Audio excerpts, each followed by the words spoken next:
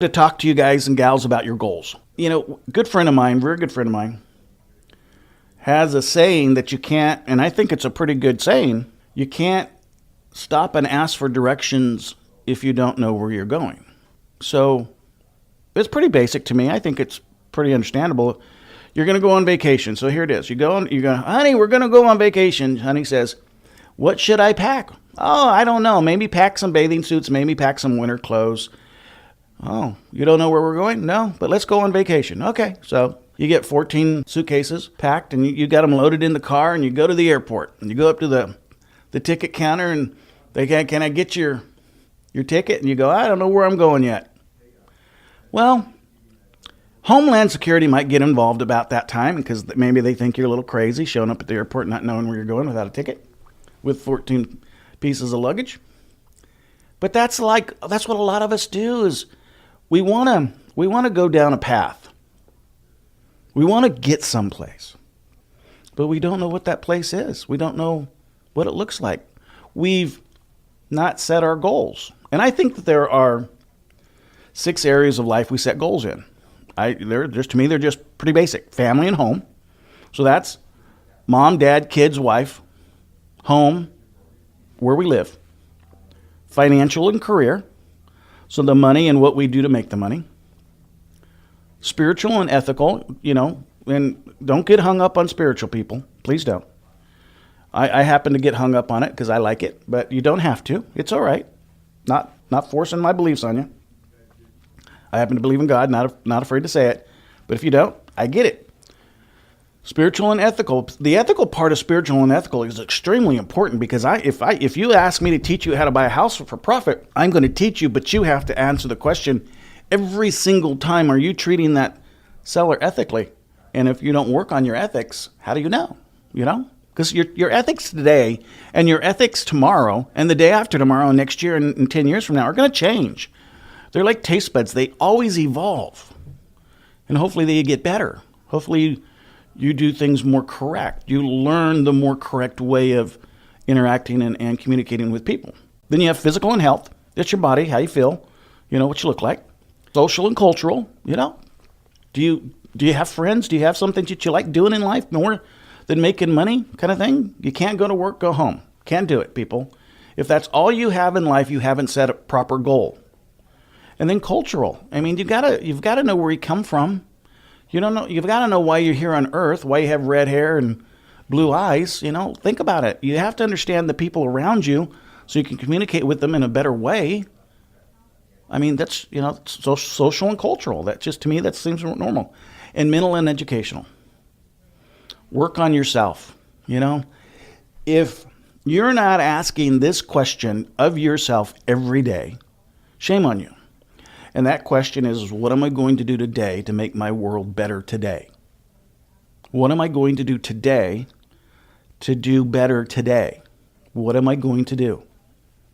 And then as you do your goals for tomorrow, what are you going to do tomorrow that's going to make tomorrow better than today? And I get it, man. I get it. We're going to fall down. That's why I always call it falling forward, because I don't have my head buried in the sand. I absolutely know we're going to stumble. Stumbling's fine. There are so many things learned with positive stumble. Now, negative stumble is when you fall back. You can't get up. You keep falling back. You never learn. Falling forward is a positive stumble because you've learned. You get up. You're falling forward. You're not going to do that again. You're not going to do it that way again. So think about real strongly, where are you going to go? And I'd invite you, each of you, to write down in those 6 areas what your goals will be. Write them down for 12 months. Write them down for 6 months. Write them down for 3 months. Write them down for a month. Write them down for a week, and write them down for a day. You might, Mike, that's a lot of writing down. I understand.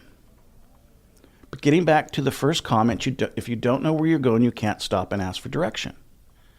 Because a lot of us, we want to. We want to really bad.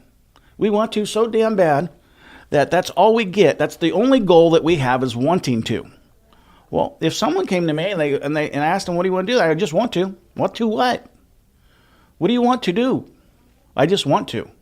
We're so stuck in the want to, but we don't know what that means for us. So write them down. Write it down. Determine what it means for you. I don't care if you don't do anything else today except think about and take action and determine why you want to. What does it mean to you?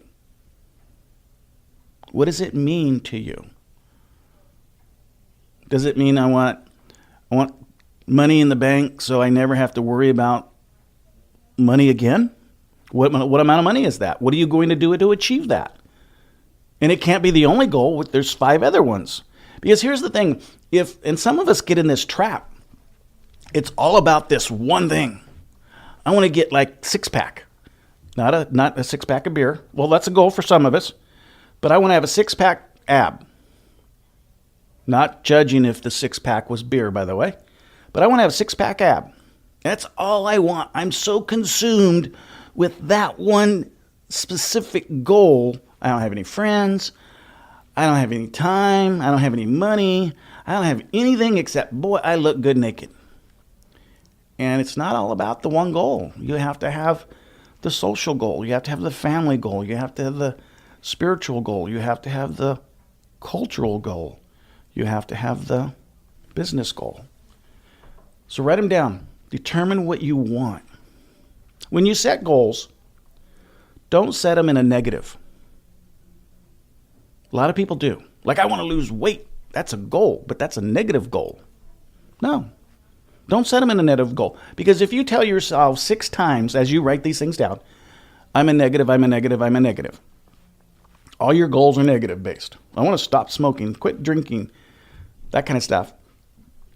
Then you're going to look back at it and you're just telling yourself negative shit. Sorry, negative poop. And gosh, yeah, that was a great word. You know, I hate saying it, but that was a great word to use. I transgress. As you set the goals, set them in a positive way. So if you want to lose weight, if that's the goal, going from 200 to 180 was the goal. Rather than saying I want to lose 20 pounds, I want to become 180. You know what that means. Becoming something is beautiful. Becoming something better is great. Having something more is outstanding. So set your negative goals and don't let them contradict each other. Like I want to spend more time with my kids. I want to be the baseball dad. I want to be the soccer dad. I want to be this dad and that other dad and that other dad. But I also want to make $1 million in the real estate industry, buying and flipping houses. And I want to learn how to be a French pastry chef. Well, yeah, that's probably going to take a lot. One of those is going to take all your time. So let's set them so they don't contradict with one another. So if we want to spend time with our kids, maybe we say, I want to spend an extra 5 hours, an hour a day, 1 hour per week more with my children. I want to read them a book. I want to put them to bed. I want to pray with them. And I want to go to the gym an hour a day. And you can do both of those. That's easy. And I want to work on my investment business an hour a day. That's good too. But don't take one goal and gobble up all your time and concentrate on that one goal and have that one goal keep you from all the other ones. Because I don't care how rich you are. If that's all you are, you ain't anything. You have nothing if all you have is money. And money doesn't buy happiness. Trust me. You cannot look at the Benjamin and go, oh, Ben, I'm happy. No, he's going to look back at you with that stale face, not even smile at you. I don't care if you have 2 or 3 or 4 of them or 50 of them or 100 of them or 1,000 of them. It doesn't matter. You have to have more in your life than just one goal. It's not all about the money that you create. So write down your goals. Don't write them in a negative. Think positively about yourself. Write it out in detail. Like, what do you want to do? What's your family goal? My family goal is and that's not mine, I'm just coming up with an example. I want to take my wife to Spain. I've never been to Spain. She's a Spaniard. So I could do 2 goals here, thinking about it out loud. I could learn her culture as a goal, and I could be with my wife on vacation. So I can do a little bit of the cultural goal and a little bit of the family goal. that's kind of cool. But what does that mean to go to Spain? Because if that's all it is, who cares? I want to go to Spain. I might want to go and watch, one of the bullfighting things that they have. It's always crazy to me that people do that. Absolutely not going to run with them. Trust me. Or maybe taste an empanada. Or drink wine from a cellar because they make a lot of their own wine. Or look at some of the castles, the old buildings that just were built hundreds of years ago. To go back to my mom's birthplace, my wife's birthplace. See the smile on her face as she achieved that thing that she's been wanting to do. That would be a great goal, but write it out in detail. What is it going to be like? What's it going to do to you?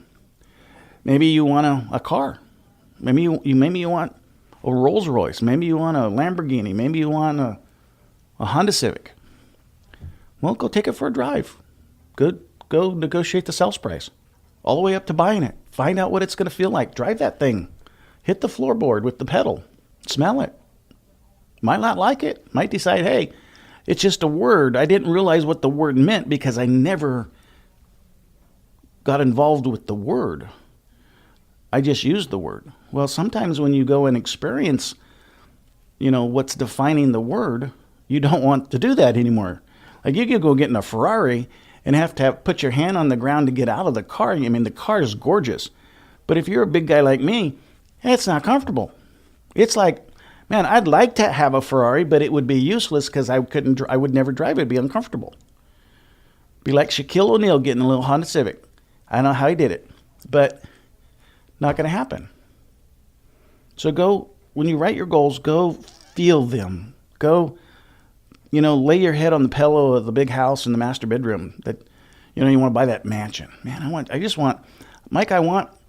$1 million house overlooking something, or I want a $10 million house overlooking the ocean. Well, there's plenty of them for sale. Realtors, they'll show you a house all day long. Call a realtor up, wherever you want the house at, and say, hey, show me some houses. They're going to make an appointment for you to go and go lay down in their bed. They're going to look at you like, what are you doing? I go, well, I just want to envision what it feels like to own this house. Wake up here in the morning as I get up and smell the coffee in the other room, the aroma. Feel it. See what it feels like. If you may not like it. You may want it so bad that now you're willing to do something more than you were willing to do yesterday because now you know how it's going to make you feel. But if you don't do it, you won't know how it's going to make you feel. So go do it. It's not that hard.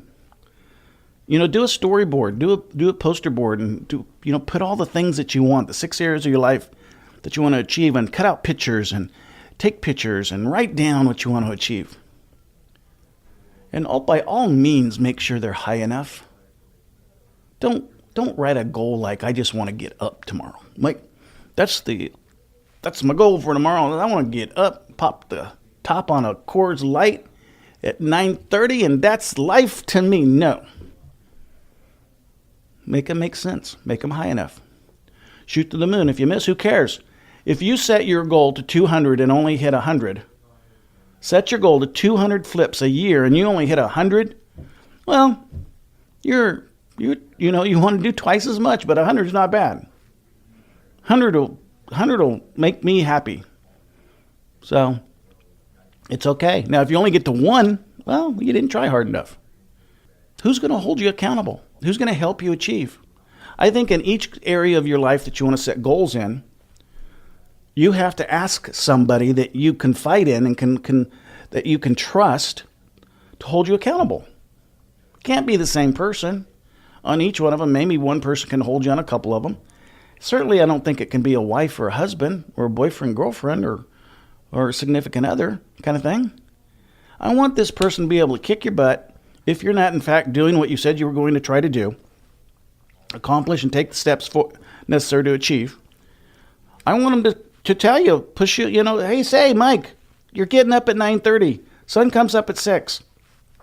You said you wanted to make $1 million and you're only at 10,000. You're just lazy. Get out of bed. Stay up later. Stop watching TV. Write your goals down. But you have to have someone to hold you accountable, because I know this. This is what I know about life. You go to the gym by yourself and you work out. Man, if you're normal, if you're not the gym rat freak kind of thing, we're going to work out, and 45 minutes later, you're going to be sweaty, smelling, you're going to go. You go with a buddy, you're going to work out a little bit harder than 45 minutes, man. You're going to, macho, you go, kind of stuff. You work out with a trainer. Says, no, you're not tired yet. You don't even know what tired is. Until you're almost ready to vomit, you're not tired enough. If you can talk, you're not going enough. You're not doing it enough. I can tell you one thing, that trainer that's going to hold you accountable to what you ask them to hold you accountable to will cause you to have success faster than to go into the gym yourself. Find someone to hold you accountable, even if you have to pay them. I don't care. Accountability is important, and we can't typically hold ourselves accountable because we let life get in our own way. We let, oh man, I have a headache. Oh man, I got to get my kids from school. Oh man, whatever the old mans are. Get an accountability coach. Have someone hold you accountable. And when you do, I want you then to ask yourself this very, very important question. After you've proven to yourself that you want what you want, so you've visited the things, you've experienced the things you put on your goals, who doesn't want you to have them? That's significant in your life. I want to go out and buy a mansion on top of the hill in the hills of Malibu, California. I'm only going to spend $15 million on it. Be able to raise the kids, have my wife there. Man, it'd be beautiful. Well, I better wonder an important question here. Does my wife want to go there? Do my kids want to go there? Do they believe that I can actually achieve that? Are they willing to sacrifice with me for me to achieve that? Is their influence against me sacrificing to achieve that going to weigh me down enough that I won't in fact achieve? You have to ask yourself, the people around you, are they with you? And there's really only three things you can do. So if someone says, I don't think you should do that. I don't think you should buy a Bentley. There's only three things you can do. Not buy the Bentley, convince them that it's okay to buy the Bentley, or exchange them for someone who wants you to have a Bentley. That's only the three things you can do. There's nothing you can do. You can't lie. You can't buy a Bentley and not have them know. You can't do that. Trust me, you can't. You park the Bentley in the driveway. So you can not buy the Bentley, so you can not have what you want. You can communicate and negotiate with them that what you want is worthy of wanting, and they can then change their opinion. Or you can get someone with a different opinion who wants a Bentley with you. That's only three things. But you have to ask yourself, are people that are in my life on board? Because if they're not, your struggle is going to be huge. Your struggle from outside influence is sometimes worse than your struggle, your inner influence. So think about that. Think about that. And then I want you to believe in your goals. I want once you've tasted them and touched them and gotten close to them, I want you to believe that they're important. That they're not just words on a piece of paper. They're just not thoughts. They're not pictures on a board. But I want you to believe in them. Believe in them. Make them your anthem. And when you do, ask yourself for each one of the 6 stages, where are you going to be if you don't achieve it? Are you going to feel sorry for yourself? Are you going to be broke? Are you going to have a bad home life? Are you not going to do this or you're not going to do that? But I want you to think about the negative that's going to happen if you in fact don't achieve.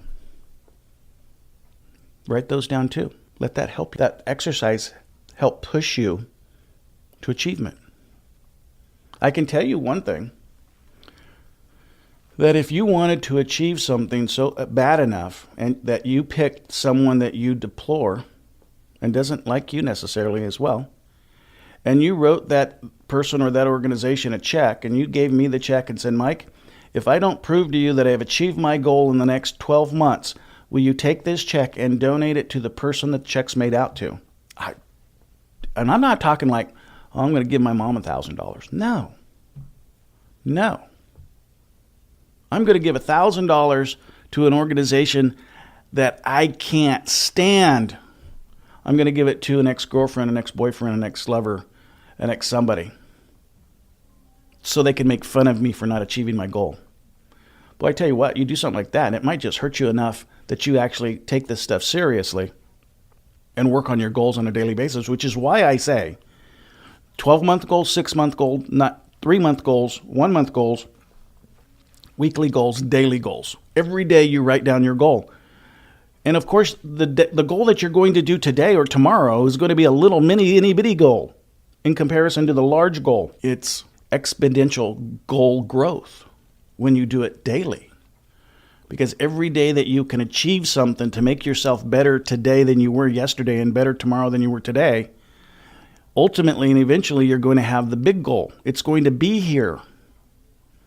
But you can't get from here to the big goal without daily goals and weekly goals and monthly goals and quarterly goals and semi-annual goals. Just can't do it.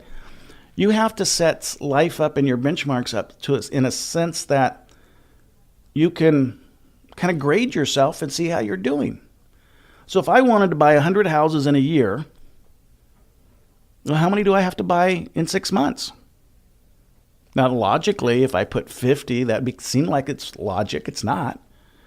It doesn't work that way. If I went from 0 to 30 in 6 months, I know that I could go 30 to 100 in 6 months because it's once the inertia starts. But if I had to do 30 houses in 6 months, how many houses do I have to have in 3 months? And and then all the way back, what do I do today to create the opportunity tomorrow to have the opportunity to buy a house so that in a week I can have something under contract? That's why they're important. You look at the big goals, you go backwards, and you look at the daily goals. Every day you set something up to achieve that pushes you towards that big goal. Highly, very highly important. All I can say is do it. Think good about yourself. Affirmations are absolutely very important in life. And we just don't use them enough. But they're I am, I can, I will statements. I always like writing down 10 of them. Who I am, what I can do, what I will do. Carry it around with you. So as you start missing the achievement of your daily goals, or you at the end of the day go, gosh, I didn't do that. Well, instead of beating yourself up, I want you to take out your affirmations and go, I am an enthusiastic, driven person. I am a fantastic spouse. And then underneath that, I want you to think about why that affirmation is important. You don't have to write that down. Just to be able to recall what that means to you, an enthusiastic person. Why is that important to you? And then define that for yourself. And do something today that's going to be better today than it was yesterday. Plan to do something tomorrow that's going to make tomorrow better than today. Set your goals. Taste them. Achieve them. 6 areas of your life.